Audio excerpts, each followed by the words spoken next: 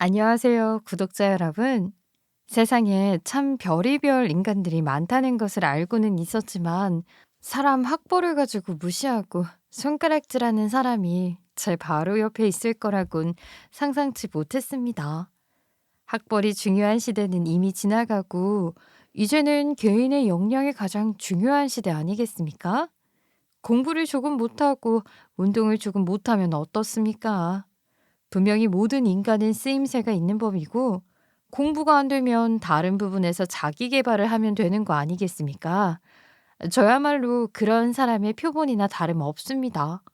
학벌 자체는 좋지 않지만 제가 잘하는 특기를 살려서 전문적인 직업을 가지게 된 것이나 다름없거든요.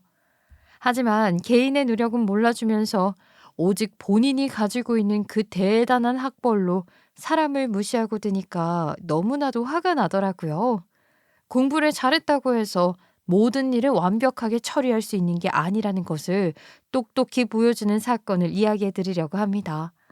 저에게 일어났던 일이 여러분들께는 재미있는 하나의 사연으로 와닿길 바라면서 제가 겪었던 서름부터 그걸 갚아낸 이야기까지 한번 쭉 풀어보겠습니다. 끝까지 들어주시고 저에게 참 잘했다, 그동안 고생 많았다, 칭찬 한번 해주시면 좋겠습니다. 저는 개인적인 사정이 있어서 고등학교를 졸업하지 못하고 중간에 그만두어야만 했고, 결국 최종 학벌은 중학교 졸업으로 끝이 나고 말았어요. 이 이야기를 지금 설명하자니 너무나도 긴 이야기가 될 것 같아서 간단하게 그냥 제가 고등학교를 졸업하지 못했다는 사실만 전달하려고 합니다. 제가 뭐 중학교만 졸업했다고 해서 여태까지 살면서 단 한 번도 손가락질을 받았던 적은 없어요. 사람들은 대부분 저에게 무슨 사정이 있었겠구나 하고 말더라고요.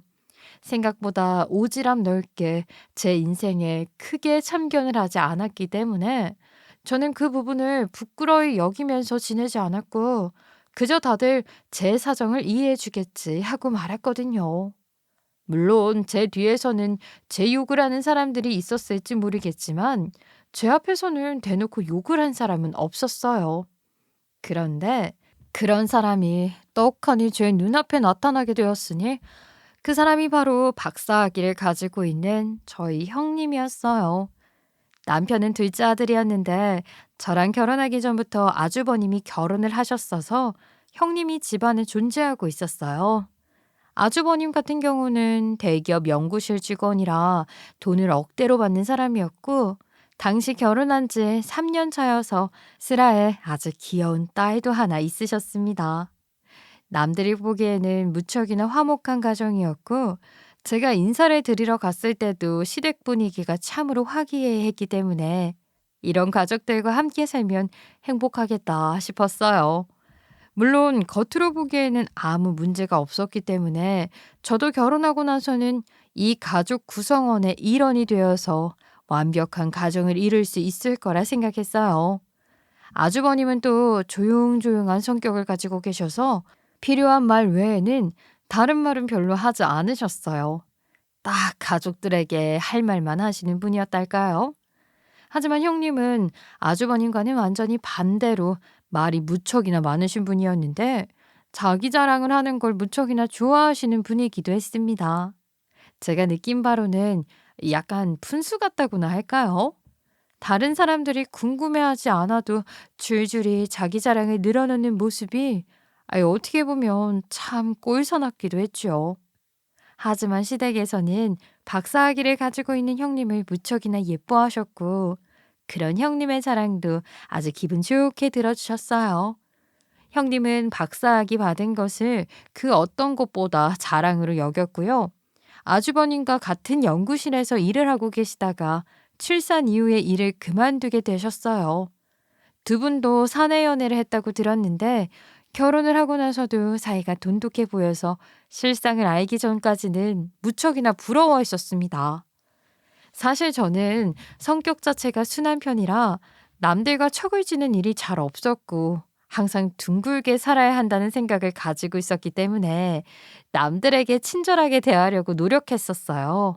물론 그게 가족이고 일적으로 만난 사람이고 친구고 할 거 없이 늘 배려하려고 애를 썼기 때문에 제가 스트레스를 받을지언정 남들에게는 늘 천사로 통했었지요. 그런 저에게 적대감을 가질 일이 전혀 없는 형님이 제가 처음 시댁에 인사를 드리러 간 날부터 은근히 저를 배제하고 저에게 핀전을 주시는 겁니다. 한두 번은 그냥 제 기분 탓인가 싶었었는데 이거 계속해서 듣고 있자니 저에게 적대감을 가진 게 분명하더라고요. 솔직히 조금 억울하기도 했죠. 제가 뭘 한 것도 없는데 저에게 적대감을 가지고 있으니 제가 무슨 실수라도 했나 속이 콩닥콩닥 거리는 기분이었거든요. 그래서 우리 둘째 며느리는 대학을 어디 나왔니? 요즘은 전부 대학을 진학하는 시대 아니니? 전공은 뭘 했고 지금은 무슨 일을 하는지 궁금해서 참을 수가 있어야지.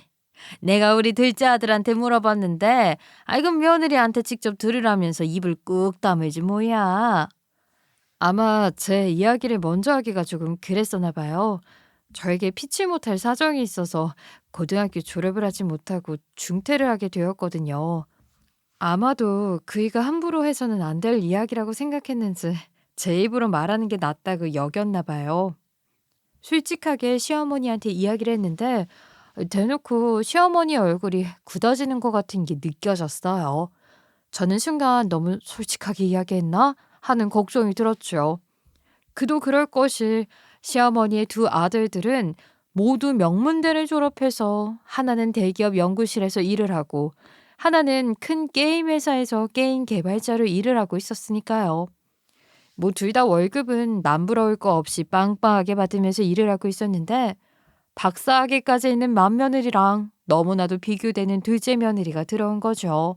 명문대들 사이에 있는 중졸이라 하니 저도 얼마나 작아졌겠어요. 시어머니는 아주 대놓고 미간을 좁히기 시작하셨어요.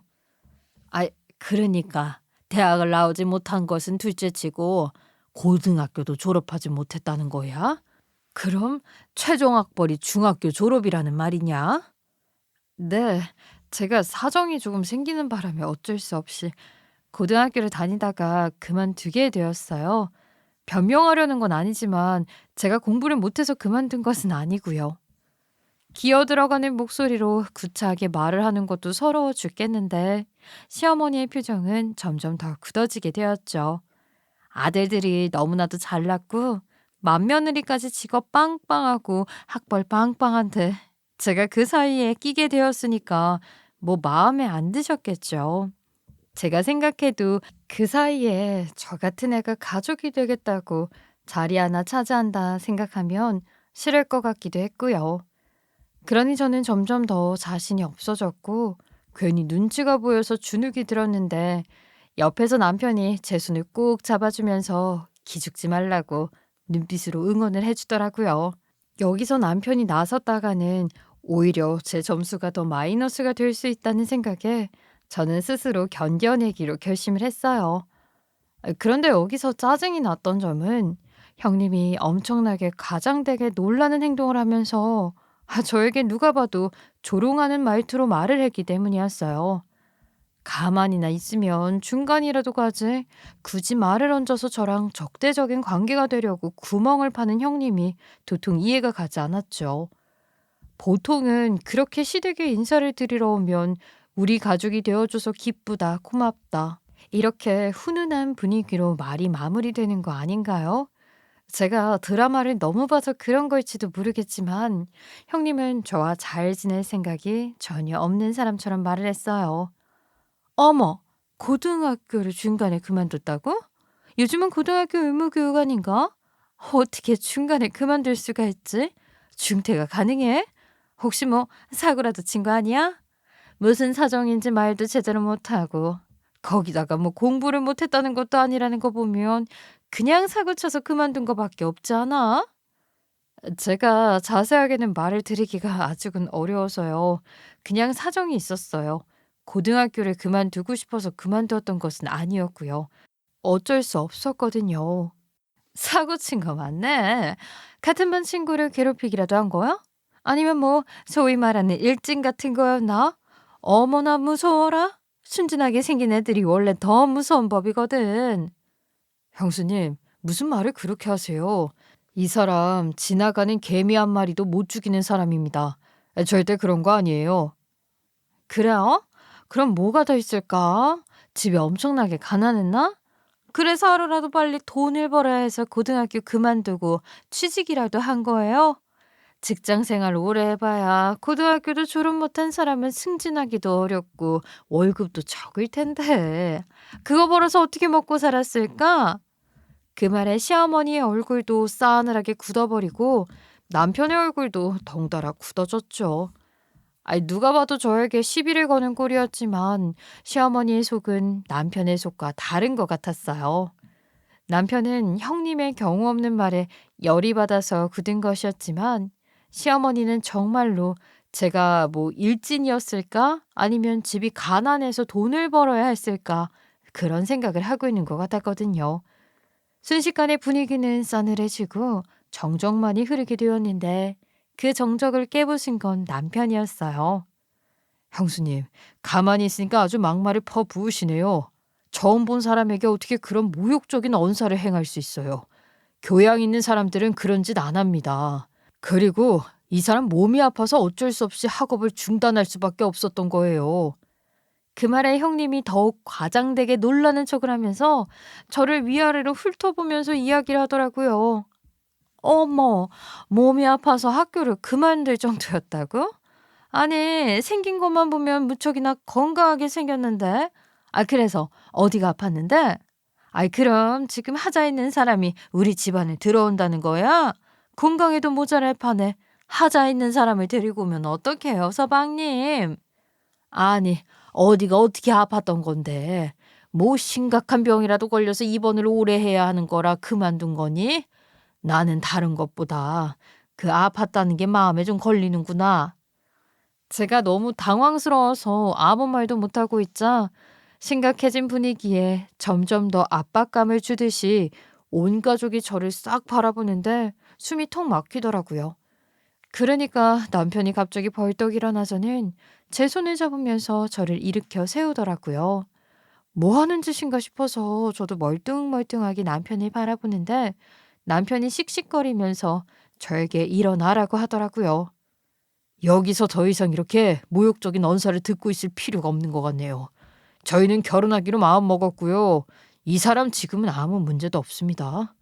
그러니까 더 이상 기분 상하게 하지 않게 그만 이야기하고 가보도록 할게요. 다음에는 형수 없을 때 오는 게 좋겠어요. 그래야 대화가 통할 것 같아서요. 어머, 서방님, 지금 저 때문에 대화가 안 된다고 몰아가시는 거예요?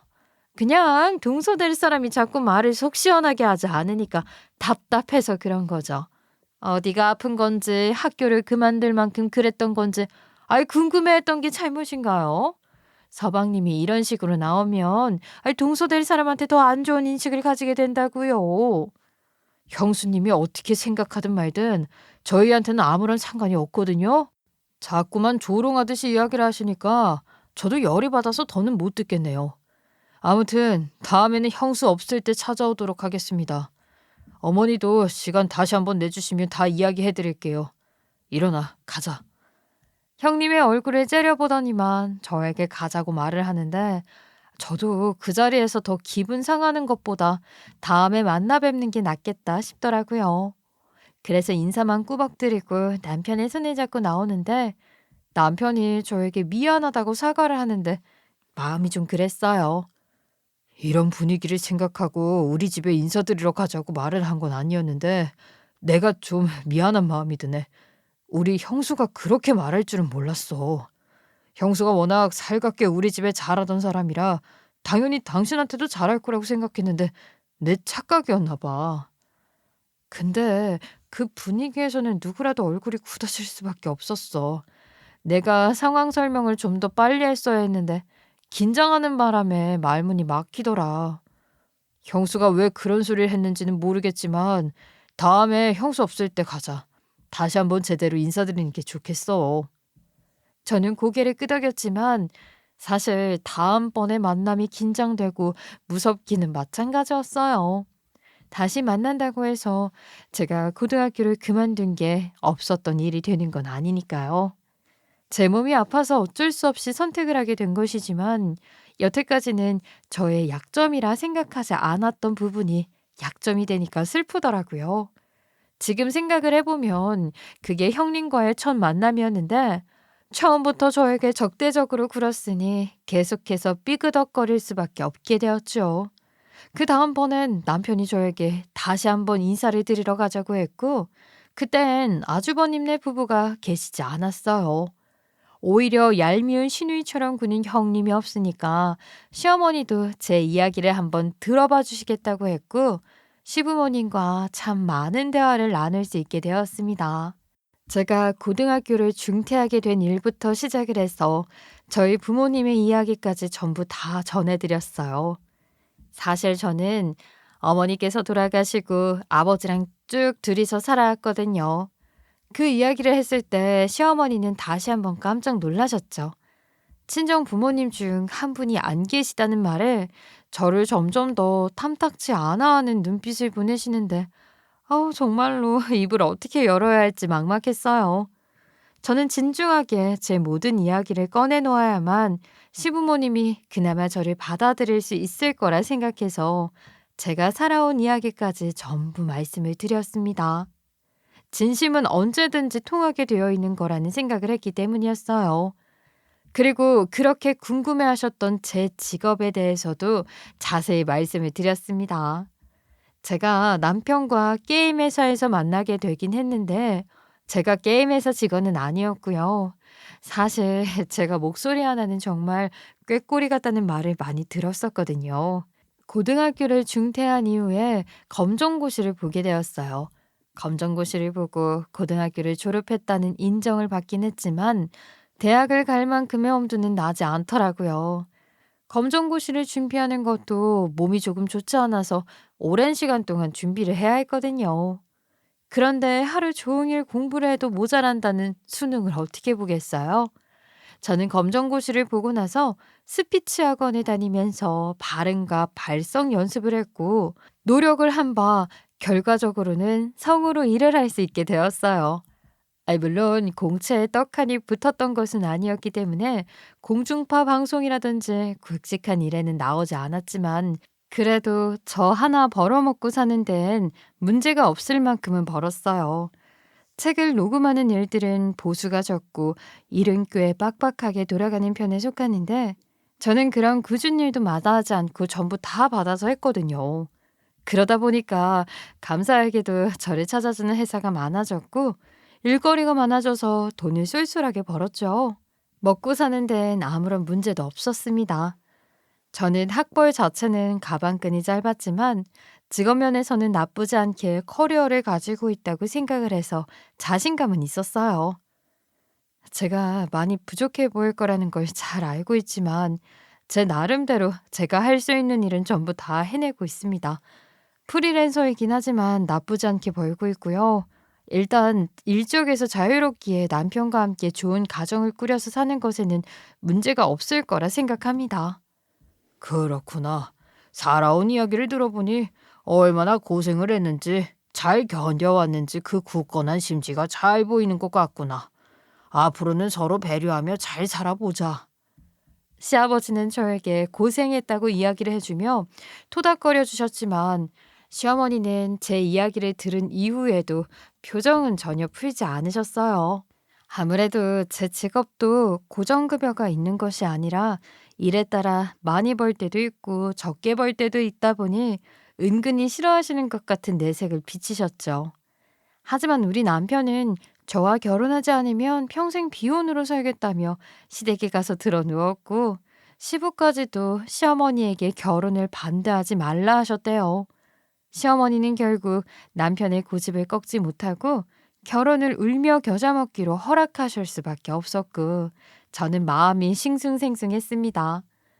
처음부터 반대의 의견을 내비친 시어머니와 어떻게 잘 지낼 수 있을까? 저만 보면 잡아먹고 싶어서 안달난 형님을 어떻게 구슬릴 수 있을까? 걱정이었죠.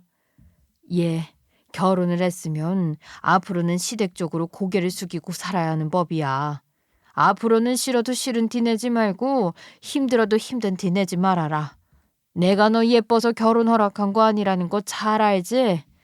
내가 내 아들놈 고집을 꺾지 못해서 허락한 거나 마찬가지다 이 말이야.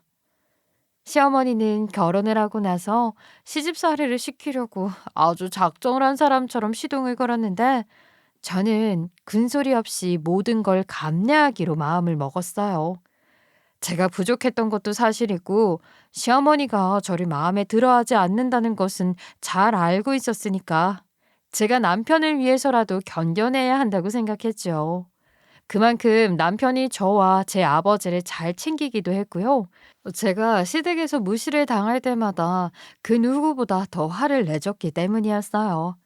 가족을 제외한 남들이 보아도 제가 부족한 조건을 가지고 있었기 때문에 이런 남편과 사는 만큼 제가 감당해야 하는 것이라 생각했어요. 저는 성우 일을 꾸준히 하고 있었지만 프리랜서였기 때문에 은근히 일이 들쑥날쑥해서 일거리가 없을 땐 일주일이고 이주일이고 쭉 쉬기만 했어요.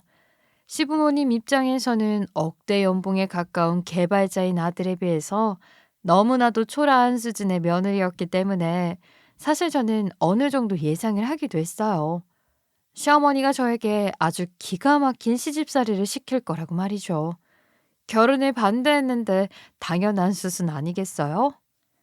내가 다른 건 몰라도 매일 아침마다 두유에다가 바나나 케이를 넣어서 우리 아들에게 갈아주곤 했었다. 그걸 먹으면 든든하니 좋다고 하더라. 하지만 한국인은 밥심으로 사는 거 알지? 매일 아침마다 뭘 먹이고 출근했는지 식단 사진 찍어서 보내주면 좋겠구나. 내가 오늘은 입이 좀 심심해서 누룽지가 먹고 싶은데 우리 집에 쌀이 똑 떨어졌지 뭐니? 아이 누룽지 좀 진득하게 눌러서 설탕 뿌려서 가지고 와라. 어차피 이번 주에 일도 없다고 하지 않았니? 시애미가 먹고 싶다는데 아이 그 정도는 당연히 해올 수 있어야지. 이상하게 오늘은 갈비찜이 먹고 싶은 거 있지? 손이 많이 가는 음식이긴 하지만 갈비찜 야들야들하게 쪄서 오면 좋겠구나. 네 시아버지랑 같이 먹으려고 한다. 네 시아버지 치아가 별로 좋지 않으니까 아주 푹 삶아서 와야 해. 컵함도 넣고 대추도 넣고 약재도 든든하게 넣어서 해와라. 저는 시어머니가 아주 미묘한 신경전을 벌이듯이 저에게 일을 시킬 때마다 군소리 없이 모든 일을 해냈고 묵묵하게 싫은 티 한번 내지를 않았어요. 거의 6개월이라는 시간 동안 로봇처럼 네네 대답만 하고 해달라는 걸 다 해줬더니 시어머니가 어느 날 저를 불러다가 그러더라고요. 너는 애가 싫다는 말 한마디 없이 몇 개월 동안 내가 시키는 일을 다 하니? 나 같으면 더러워서라도 도망쳤겠구먼. 아휴, 그래. 내가 너 마음에 안 든다. 그건 너도 잘 알고 있을 거라 생각하긴 하는데 그래도 네 근성 하나는 내가 인정해주마. 아주 근성 있는 며느리였어. 그 뒤로 저는 나름 시어머니랑 꽤 잘 지내게 되었어요. 시어머니 성격이 은근히 쿨하시더라고요. 한번 인정을 하고 나니까 좋은 모습을 보려고 노력하시는 것 같았어요. 그런데 또 여기서 하나의 복병이 등장했으니 네, 바로 형님이었습니다. 형님은 제가 시어머니랑 잘 지내는 모습이 무척이나 눈꼴 시렸나 보더라고요. 어떻게든 제 트집을 잡으려고 공부라도 하는 사람처럼 구는데 박사학위를 딴 게 이런 근성이 있어서 가능한 일이었다는 걸 몸소 깨닫게 되었지요. 아무래도 제가 성우 일을 하다 보니까 목소리도 귀에 쏙쏙 박히고 발음도 상당히 정확한 편이었거든요. 얘가 성우 일을 해서 그런지 무슨 말만 해도 귀에 쏙 들어온다니까. 그러지 말고 나랑 같이 교회 나가서 성경 봉독도 하고 하자니까. 애들이 죄다 바쁘다는 핑계로 나랑 같이 교회를 안 가주니까 내가 자식 자랑도 못하고 말이야.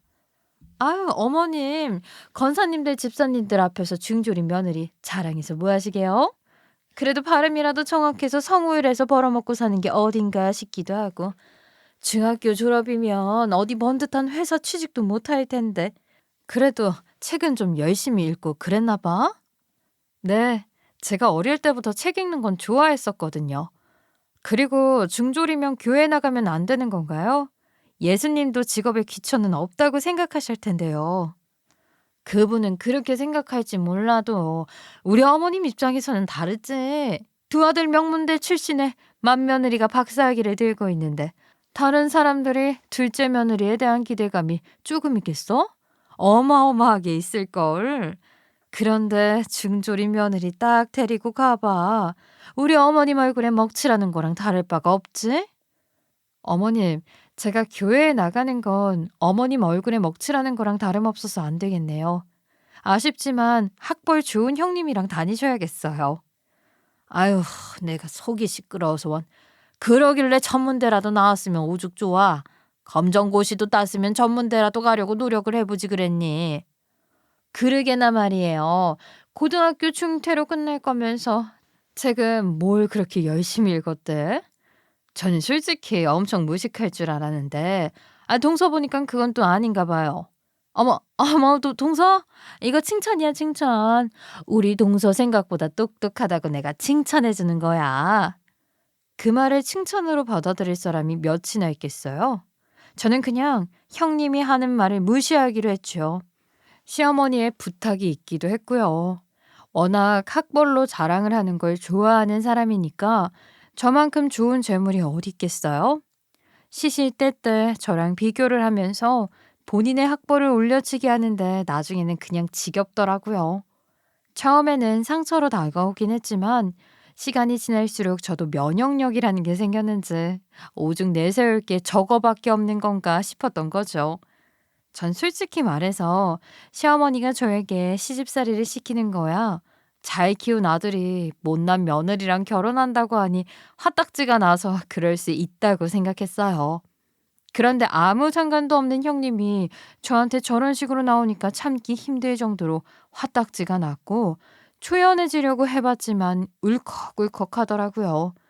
남편에게 이야기를 했더니만 남편도 저한테 그런 말을 듣고 참으면 평생 놀림거리가 된다고 했어요. 손윗 사람이면 어때? 윗물이 맑아야 아랫물도 맑은 법인데 형수가 그런 식으로 나오는데 당신까지 참을 필요가 있어? 나는 당신이 당당해졌으면 좋겠어. 들이박을 때는 들이박더라도 하고 싶은 말 다 하고 살아. 내가 든든한 방패막이가 되어줄 테니까. 저는 형님이 마음에 들지 않았지 시어머니가 불편했던 것은 아니었고 시어머니랑 더 친하게 지내고 싶은 마음이 굴뚝 같았기에 자주 시댁에 찾아가서 시간을 보냈어요.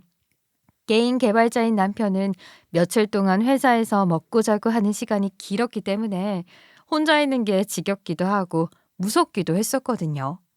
여자 혼자 사는 집이라고 소문이라도 나면 무슨 봉변을 당할지 모르는 세상이잖아요. 그래서 걸어서 5분 거리에 있는 시댁으로 가서 시간을 보냈죠. 하지만 제가 시댁에 놀러만 가면 어떻게 기가 막히게 알았는지 제 속을 뒤집어 놓으려고 형님이 찾아오시는 거예요. 아이 동서는 일도 없어? 프리랜서라고 하더니만 이 정도면 백수 아니야. 일거리도 있어야 돈도 버는 건데 일거리가 없으니 돈도 못 벌겠네. 일이라는 게 매일같이 있을 수가 있나요? 자리가 나면 들어가고 하는 거죠. 일이 몰려올 때는 또 눈 감을 시간도 없을 정도로 바쁘게 들어와요. 이 일이 성수기 비수기라는 게 있어서 새 게임 출시할 때나 광고 바뀌는 시즌에 일거리가 많거든요.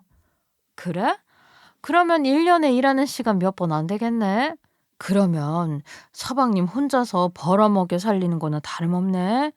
아유, 우리 서방님 고생해서 번 돈으로 동서가 호의호식하는구나. 우리 서방님은 요즘 며칠째 집도 못 들어간다고 어머님이 걱정하시던데. 동서는 팔자 좋게 시댁에 놀러와서 밥 얻어먹고 가는 거야? 이왕 온 거 동서가 돈이라도 써. 저도 빈손으로 시댁에 절대 찾아오지 않죠. 그러는 형님도 따지고 보면 집에서 쉬고 계시는 거 아니에요? 어머, 나랑 동서랑 같니? 나는 애를 키우느라 어쩔 수 없이 회사를 그만두게 된 이 시대의 경력 단절 여성인 거고 동서는 그냥 쉬고 있는 거잖아. 나 같으면 서방님 짐이라도 덜어드리기 위해서 돈이라도 벌러 나가겠다 싶은데 말이야. 성우도 공채 같은 거 있지 않아? 회사에 소속될 수 있는. 아이는 저희도 낳을 계획을 세우고 있어서요. 그리고 결과적으로 따지면 저는 프리랜서니까 일이 들어오면 돈을 벌 수 있지만 형님은 또 아니시잖아요. 형님이야말로 아주버님께 전적으로 의지하시면서 지내시는 거 아니냐고요. 뭐야? 아니, 동서한테는 손윗사람에 대한 예의도 없어? 학벌이 모자라서 그런 건지 예의도 모자란 것 같네. 어머님, 혹시 어머님한테도 이렇게 되바라지게 굴어요? 저한테만 그러는 거면 저를 만만하게 생각해서 무시하는 거라 생각해도 되는 거겠죠. 얘들아, 시끄럽게 싸우지들 말고 놀러 왔으면 같이 밥이나 먹고 헤어지자. 왜 괜히 가만히 있는 애를 들쑤셔가지고 이 사달을 만드니? 어머니, 제가 들쑤신 건 아니고요. 자꾸 형님이 저 무시하시니까 그렇죠. 시주카도 이제는 어린이집 다니니까 형님도 충분히 일하실 수 있잖아요. 어머, 근데 이걸 어쩌면 좋아? 내가 둘째를 떡하니 가졌지 뭐야. 둘째 때문에 더 이상 무리하면 안 돼서 재취업을 하려고 했다가 올스톱했지 뭐야. 어머님, 저 드디어 둘째 가졌어요. 그 말에 시부모님이 화들짝 놀라면서 형님에게 온 관심을 쏟아내셨고 당연히 저는 꺼다 넣은 보리자루 마냥 뒷전이 되었죠. 물론 제가 그런 걸로 질투를 한다거나 시기를 할 마음은 없었기 때문에 형님이 둘째 시조카를 가진 걸 저도 진심으로 축하를 해드렸어요. 하지만 형님은 제 축하만 빈말이라고 생각한 건지 뭔지 저도 똑같이 형님처럼 제가 질투를 한다고 생각했나 봐요. 콧방귀를 흥 하고 끼시더라고요. 둘째를 가졌다고? 아니 그럼 둘째 성별은 뭐라 그러디? 지금 몇 주나 됐대? 내가 딸 손주만 있어서 얼마나 속이 상했던지. 예, 둘째는 무조건 아들 낳아야 한다. 형님이 첫째로 딸을 낳았는데 시부모님께서는 가부장적인 옛날 사상을 가지신 분들이라 그런 건지 아들 손주를 무척이나 바라고 계셨더라고요. 저희에게는 아이 낳으라는 도촉을 하지 않으셨었는데 형님네는 맞으니까 무조건 대를 이을 아들을 낳아야 한다고 말씀을 하셨었대요. 둘째 성별이 뭐라 그러더냐 하면서 바로 물어보시는데 형님이 아무 소리도 하지 않고 입만 달싹하더니만 아직은 성별을 모른다고 하더라고요. 저도 궁금해서 물어봤는데 뭐 몇 개월 지나야지 알 수 있대요. 저는 아직 임신 초기라서 이제 겨우 9주 넘겼거든요. 일찍 소식 전하고 싶어서 미리 말씀드린 거예요. 애 성별 나오게 되면 제일 먼저 말씀드릴게요. 이번에는 입도 떴고 배 모양도 다른 게 아무래도 첫째 때랑은 달라도 너무 달라요. 그래? 아들을 낳으려고 완전히 다른가 보다. 아이고, 내가 교회에 나가서 얼마나 기도를 했는지 몰라. 아들 손주 갖고 싶다고 기도를 올렸더니만 이번에는 무조건 아들일 거다. 내가 기도를 그렇게 열심히 했는데 아들이 안 나오면 이상한 거지? 형님이 어색하게 웃는 게 보여지면서 형님도 대단한 부담감을 안고 있겠구나 싶더라고요. 저는 그냥 그런가 보다 하고 말았는데 형님이 임신 6개월 차가 되었을 때 둘째도 성별이 딸이라는 사실을 시댁에다 말을 했고 시부모님은 큰 실망을 하게 되었죠. 아이고 참, 우리 아들이 어디 모자란 것도 아니고 맏며느리가 문제가 있는 건가? 왜 자꾸 아들을 낳으라는데 딸을 낳고 그러는 건지 딸을 어디다 쓴다고. 에휴. 형님 앞에서는 대놓고 말을 하지 못하셨지만 제가 들을 수 있을 정도로 중얼거리시면서 제 눈치를 슬쩍 보시더라고요. 저는 그 말에 저에게는 꼭 아들을 낳으라는 무언의 압박처럼 들려서 가슴이 서늘해졌어요. 아무튼 형님이 출산에 임박해서 제 몸도 이상한 변화가 생겼고 난생 처음으로 겪어보는 변화에 어디가 아픈 건가 싶어서 두려운 마음이 먼저 들었어요. 하지만 이내 곧 알게 되었어요. 저도 임신을 하게 되었다는 사실을 말입니다. 임신 테스트기에 두 줄이 선명하게 떴고 바로 남편과 함께 산부인과에 달려갔어요. 임신 5주라는 말을 듣고 남편과 제가 얼마나 눈물을 흘렸었는지 정말 감동적인 느낌이더라고요. 집으로 돌아오자마자 바로 시댁과 친정아버지께 임신 소식을 알렸고 시부모님은 바로 성별이 뭐냐고 물어보시려고 했지만 옆에서 형님이 있었는지 말을 못 하시더라고요.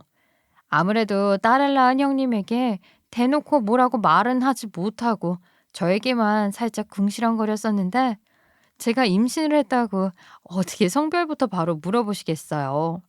물론 임신 5주 차에는 성별을 알 수 없으니까 저도 더 이상은 말을 얹지 않고 넘어갔죠. 임신 4개월 차가 지났을 때 병원에서 뱃속에 있는 아이의 성별이 아들이라는 것을 알려주었습니다. 전 사실 딸을 원했지만 남편은 자기랑 같이 캐치볼을 할 수 있는 아들이길 바라고 있었기 때문에 아들이라는 소식에 남편이 뛸 듯이 기뻐했어요. 남편은 바로 시어머니에게만 몰래 아들을 가졌다고 알렸는데 시어머니가 바로 저에게 전화를 해서는 감격의 말을 쏟아내더라고요. 예, 내가 도무지 신이 나서 견딜 수가 있어야지. 첫째 내가 낳지 못한 아들을 둘째 네가 낳다니 아유 정말 감격스럽다. 우리 집도 드디어 대를 이을 아이가 태어나는구나. 뭐 땡기는 건 없니? 불편한 건 없고? 필요한 게 있으면 언제든지 말해라. 내가 우리 아들 손주한테 그 정도도 못 해주겠니? 시어머니는 눈치가 없게도 너무나도 기쁜 건지 형님이 있는 앞에서 대놓고 제 칭찬을 하면서 아들 이야기를 꺼내셨어요. 둘째 며느리가 떡하니 아들 손주를 가졌다고 하니 어찌나 이뻐 보이는지 모른다. 아들 낳아야 진정한 며느리 아니겠니? 어머님, 저도 아이도 귀가 있어서 다 듣고 있는데 아들 타령만 하실 거예요? 요즘은 딸이 대세라고요. 아들을 낳아봐야 어머님 말동무해드리는 건 며느리 아닌가요? 지금도 저랑 동서만 뻔질나게 찾아오지. 아들들은 찾아오지도 않잖아요. 형님이 입을 삐죽이면서 말을 하자 시어머니가 형님 눈치를 갑자기 살살 보면서 기가 팍 죽어서 말을 하시더라고요. 아유, 얘 그냥 좋으니까 하는 소리지. 아들을 가졌다고 하니까 말이야. 내가 뭐 딸이 부족하다고 했니? 저는 왜 저렇게 눈치를 보시나 궁금하긴 했어요. 그래도 시어머니가 다른 부분에 있어서는 할 말 다 하시는데 이상하게 형님만 엮이면 말을 잘 못하시더라고요.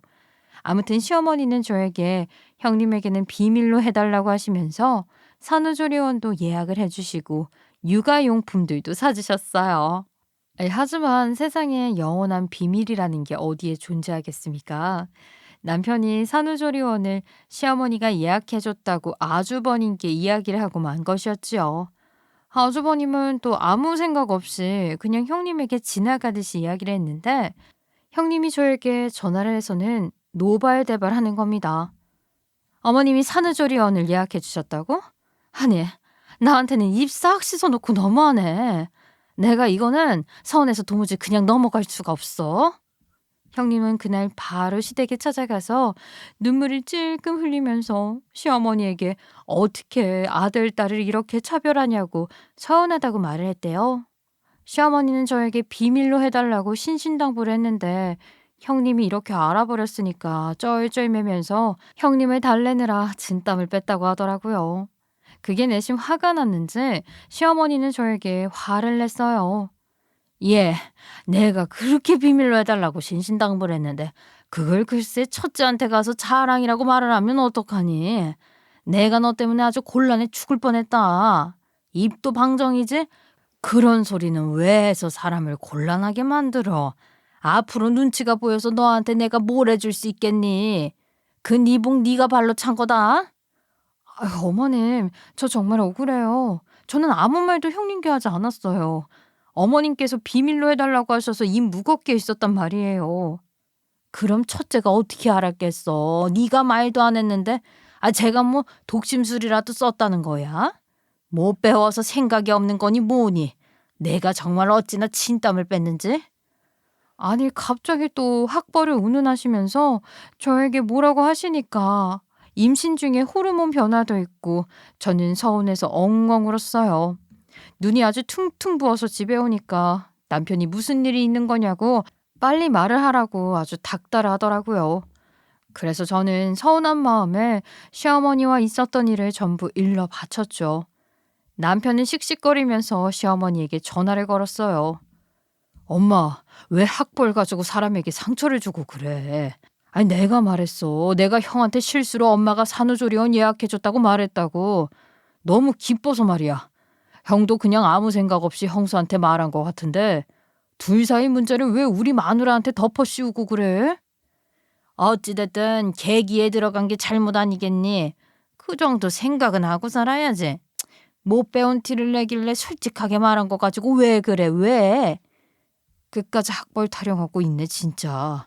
왜 사람 무시하면서 상처 주냐고. 앞으로 형수 눈치나 보고 살아. 우리 아들 태어나면 볼 생각도 하지 말고. 산후조리원은 취소하든지 할 테니까 더럽고 치사해서 안 받아요. 갑자기 아들 손주를 볼 생각도 하지 말라고 하니까 시어머니가 화들짝 놀라서 제 눈치를 또 보기 시작하더라고요. 나중에 남편에게 들어서 알게 된 사실인데 아주버님이 결혼을 할 당시에 시댁에는 돈이 없어서 형님네 집에서 신혼집부터 새 차까지 전부 지원을 아끼지 않았다고 하더라고요. 그래서 시어머니는 해준 게 없다는 것 때문에 형님의 눈치를 그렇게 보고 있었던 것이었어요. 그렇게 대면대면한 상태로 시간이 흘렀고 제가 예정일보다 조금 빠르게 진통이 왔고 긴급하게 출산을 하러 가게 되었어요.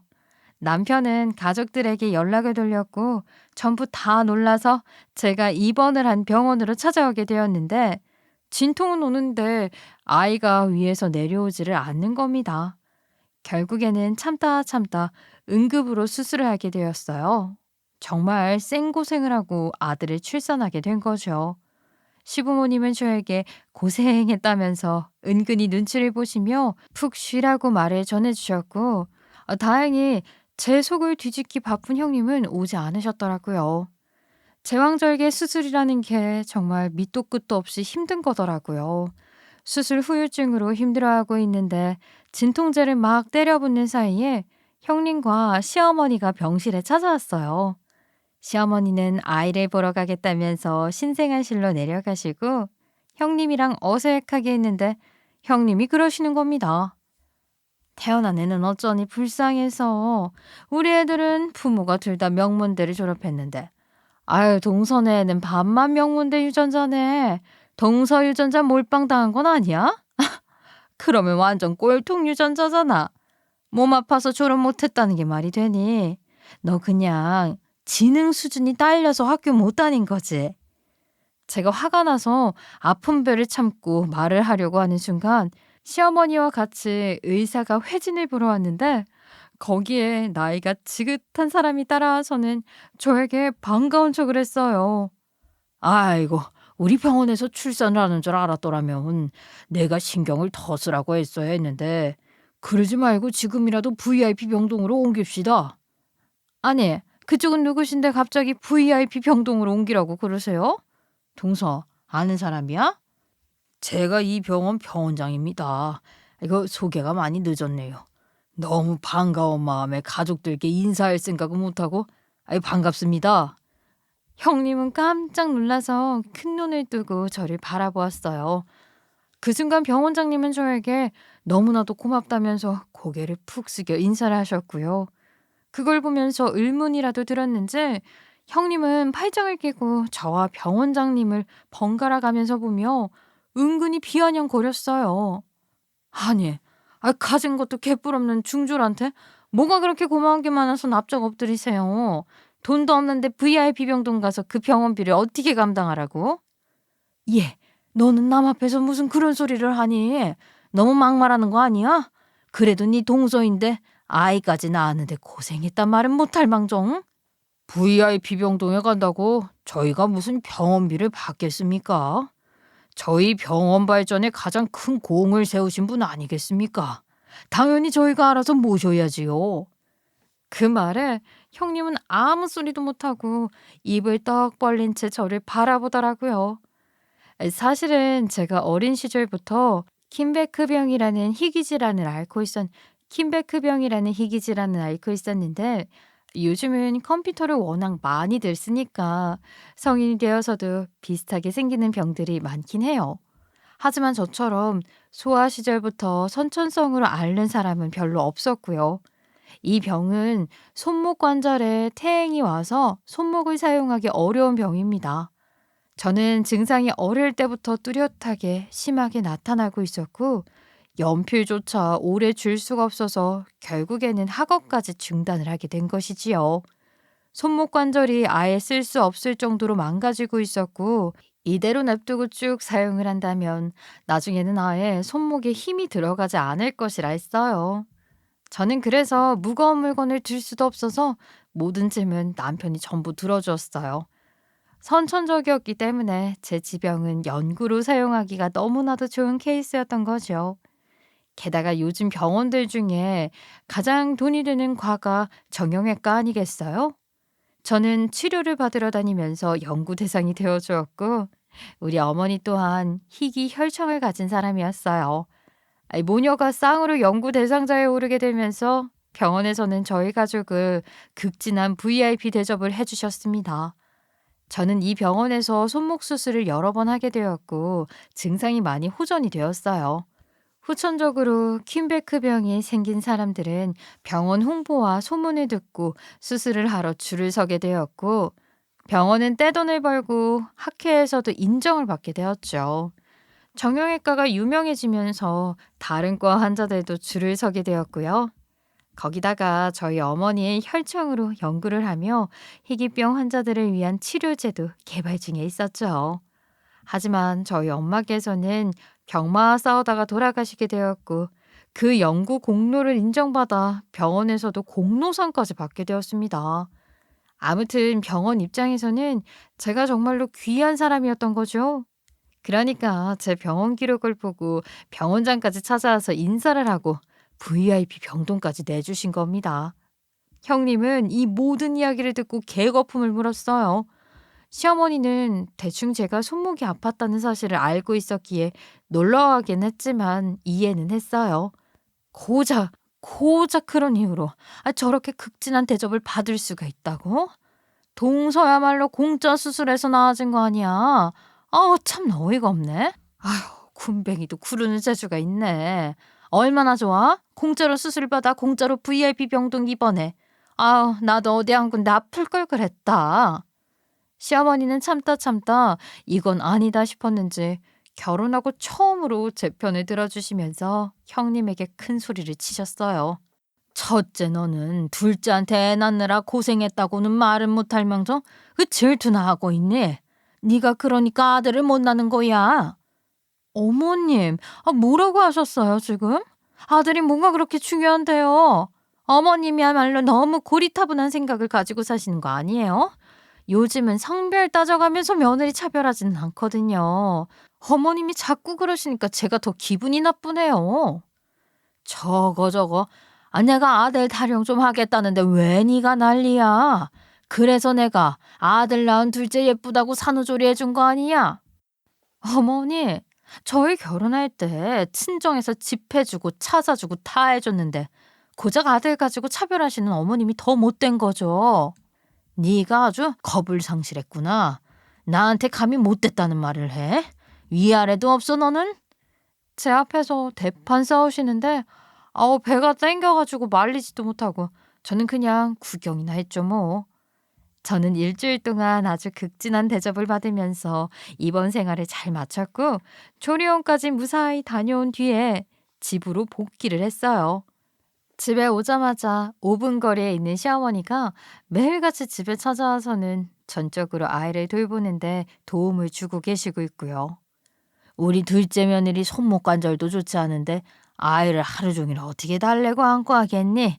내가 도와줄 테니까 너는 몸조리나 해라. 그게 또 질투가 났던 형님은 시어머니에게 서운하다, 질투난다 난리를 쳤고 시어머니는 손목이 아픈 둘째한테 어떻게 애를 돌보라 시키냐며 싸움을 하셨어요. 결국 둘의 사이는 완전히 틀어지게 되었고 형님은 그 화살을 전부 또 아주버님께 돌리게 되었어요. 아들 못 낳은 게 내재야? 당신이 딸만 주는데 내가 어떻게 아들을 낳아? 스트레스 받아 죽겠어. 당신이 결혼할 때 해온 게 뭐가 있어? 집불도 없었잖아. 당신이 집을 해왔어? 차를 해왔어? 전부 내가 해왔는데. 어떻게 시댁에서 이렇게 나를 천대할 수가 있어? 진짜 기분 나빠. 매일같이 들들 볶으니까 아주버님도 더 이상은 참지 못하셨나 봐요. 아주버님은 상당히 과묵한 타입이라고 했었잖아요. 하지만 결단력만큼은 정말 기가 막힌 사람이었던 거죠. 형님이 매일같이 난리를 치니까 이혼하자고 딱 잘라 말하셨대요. 형님은 경력 단절에 애도 둘이나 있는데 이혼을 하면 당장 뭘 먹고 사냐고 이혼을 못 해주겠다고 난리를 쳤고요. 하지만 아주버님은 뜻을 굽히지 않았고 형님과 사이가 틀어진 시모조차도 차라리 잘 됐다며 이혼하라고 했대요. 결국 이혼 소송 끝에 이혼을 하게 되었어요. 재산 분할이 이루어지면서 형님만 대판으로 손해를 보게 되었지요. 그 형님이 해왔던 집이며 차며 전부 다 반으로 갈라버리게 되었거든요. 형님이 결혼 후에 쌓은 재산이 없었으니까요. 형님은 울면서 시어머니에게 잘못했다고 빌었지만 시어머니는 뭐 이제 와서 이렇게 빌어봐야 소용없다면서 매몰차게 내치셨고요. 지금도 여전히 제 손목을 걱정해 주시면서 애를 봐주고 계십니다. 아이, 얼마나 감사한지 몰라요. 이래서 나쁜 마음을 먹으면 고스란히 되돌아온다는 말이 있나 봐요. 다들 마음 굳게 먹고 남들에게 상처 주지 말고 삽시다. 제 긴 이야기 들어주셔서 감사합니다.